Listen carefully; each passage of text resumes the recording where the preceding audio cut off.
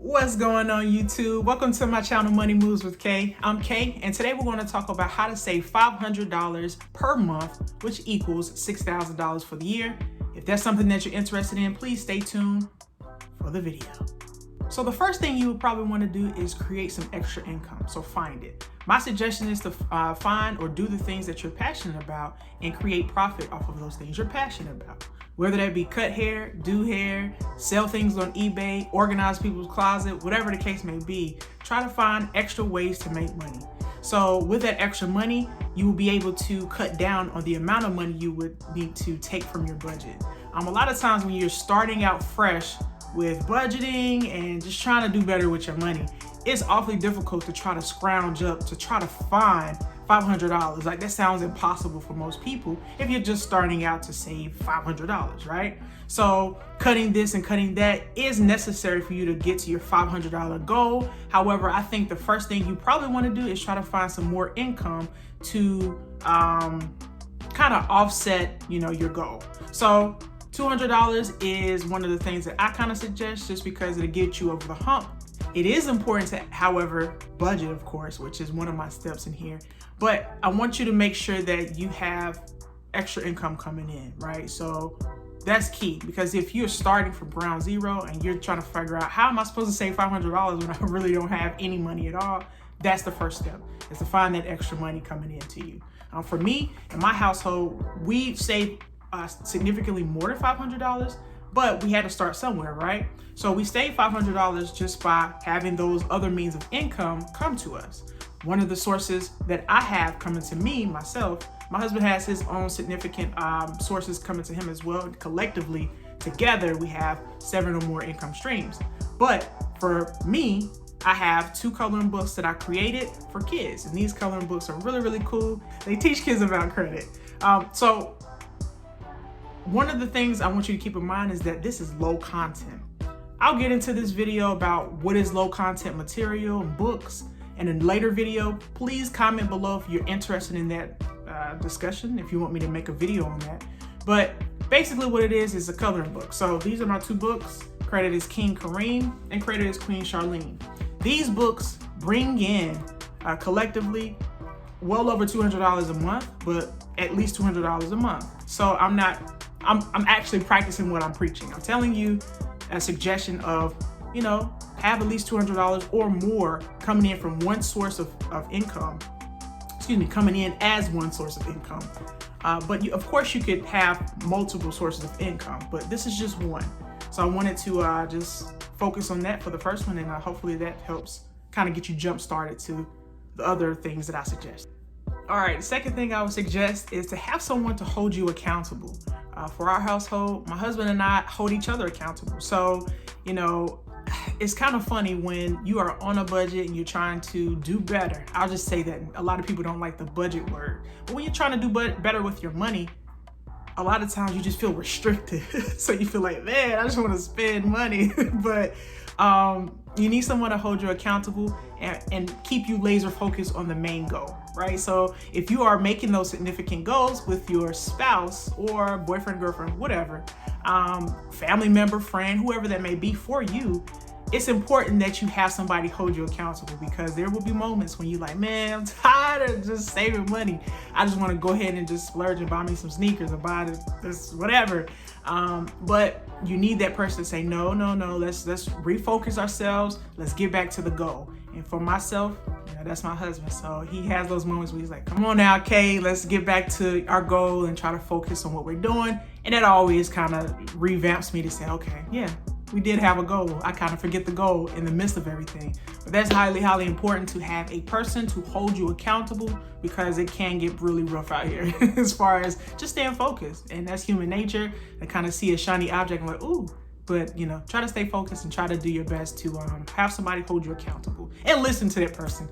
Not all the time do we listen to the person that we are designating our person to hold us accountable, but just, listen. So, yeah. So this thing right here is amazing for our family. It's actually we call it a cash box. And the cash box has different tabs in it. Hopefully, okay, cool. Has different tabs in it. So it breaks down your gas, your groceries, everything that you may need for the month. And this is pretty much our budget. So when that cash box, when the money from that cash box disappears, so does, all of our wants. If we absolutely need something, and that's very important too, to categorize your needs versus your wants. But if we absolutely need something after this well has run dry, then we pretty much discuss it and we can pull from our savings. But if it's not a need, then we're not getting it. So if we have, let's say, $200 in our restaurant money for the month, and it's okay. It depends on where you live. It depends on your quality of life. So to each his own for that budget. I'm just throwing an example. If our budget for restaurant money is $200 for the month, and we use it, we balling out, right? We're going, this restaurant, and we run out of our $200 in the first 2 weeks of the month. Well, the next 2 weeks we're gonna be at home cooking, because we try not to, go away from the cash box, because that thing has saved our lives financially, for real, because it's just there. It's tangible. We're not swiping our cards, whether it be our credit cards or our debit cards, and we are holding it down just by having the cash box with us. It's been many of times when we leave the house and we might need to stop by the grocery store, but we forgot our cash box at the house. It takes a whole lot of dedication just to come right back to the house, get the cash box or get the cash out of the cash box, and then go do your grocery shopping, right? If by chance we are out, which has happened before, we're like 30 minutes away. We could be 10 minutes away. We're not going back to the house just to get the cash box, just to come back out. No.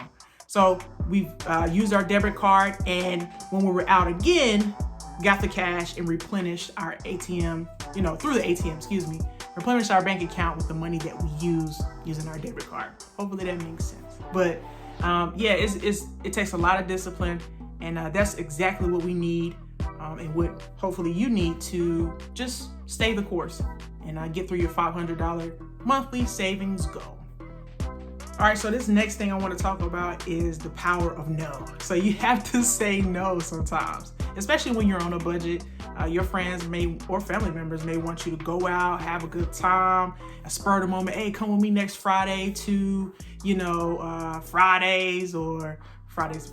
Come with me next Friday to Ruth Chris, or go to the club, or go to whatever, go to this festival. If that wasn't a part of your budget, then that could be a problem. And you have to be able, and I guess be brave enough and have the courage enough to say, no, that's not in my budget. I can catch you on the next one. Just let me know in advance. Which brings me up to another point. Make sure you have friends, family members, anyone who knows you knows that you need an advance notice. Not to say that every time you might need a month's notice just to go out, to do something fun. Not saying that, because in your cash box, you can have a tab. We have a tab for entertainment. So that tab might be, okay, $50 for those random occasions where, maybe your friend wants to go to the movies that's coming out Friday. You forgot to put it in your budget. So boom, there you go. Go to cash right there. But if it's not in your budget, just try to consider the word no. It's very powerful. You may stand out a little bit because you may always say no, especially if you're trying to do something, but you may not, because you've budgeted for it. You may say, yeah, I'm good to go. Let's go. What time, what day? But the whole key is to make sure it's within your budget, so that you can stay on task and stay the course of your goal.